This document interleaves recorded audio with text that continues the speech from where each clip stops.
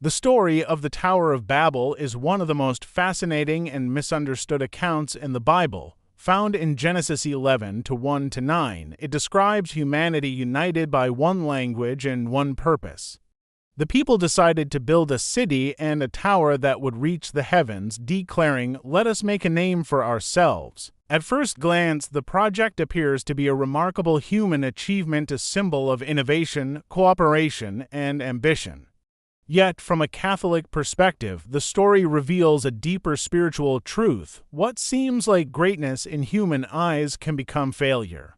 When it is separated from God. After the Great Flood, humanity was given a new beginning through Noah and his descendants. God commanded mankind to fill the earth and spread throughout the world.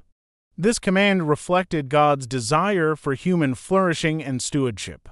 Instead of obeying, the people settled together in the land of Shinar and sought security in their own plans.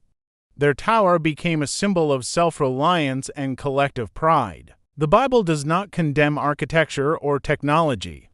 Catholic teaching recognizes human intelligence as a gift from God. Throughout history, humanity has built magnificent cathedrals, hospitals, and works of art that glorify God and serve others.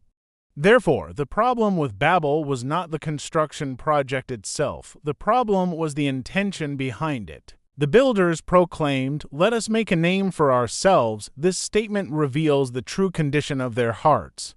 Rather than seeking God's glory, they sought their own.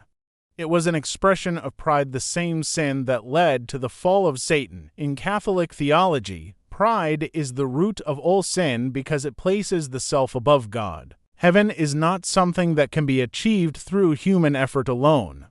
It is a gift of grace from God. Many view the story as God's opposition to progress. However, God is not threatened by human success. God intervened because the people were moving further away from Him. Their unity was built upon pride and self-exaltation. Unity itself is not always good. The moral value of achievements depends on their relationship to God's will. The confusion of languages was not simply a punishment, it can be understood as an act of mercy. By scattering humanity, God limited the spread of collective rebellion and redirected humanity toward salvation. The story points forward to Pentecost, where the Holy Spirit descended and people heard the gospel in their own languages.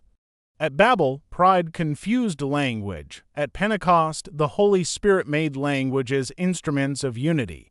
True greatness is not found in making a name for ourselves, but in glorifying God. Advances in technology and AI are blessings when used for God's purposes, but they carry the temptation of self-sufficiency. Success becomes empty when disconnected from the Creator. The greatest accomplishments reflect God's wisdom.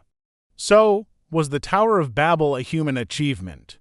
Yes, in engineering, but a failure in the spiritual sense. True greatness comes from trusting God. Human achievement is meaningful when directed toward His glory. Thank you for watching. Please like and subscribe for more. Goodbye.